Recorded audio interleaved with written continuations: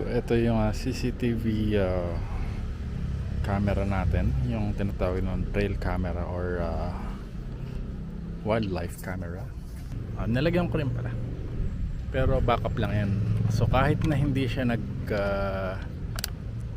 pagkargado yung built-in battery niya ng solar, yung built-in battery, then pag naubos yung in case na maubos yung built-in battery, saka lang siya mag-power up yung battery na ito.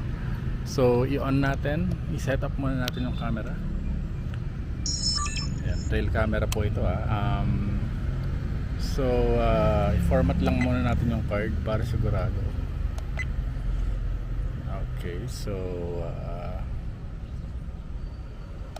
set up natin. Format, ayan. Format. Naka-setup na to pati yung date. Hindi naman to nagbabago dahil may built-in battery siya. Hindi naman nauubusan basta-basta yung solar battery niya. So, okay lang. Hindi na natin kailangan i-setup. Naka-setup sa video.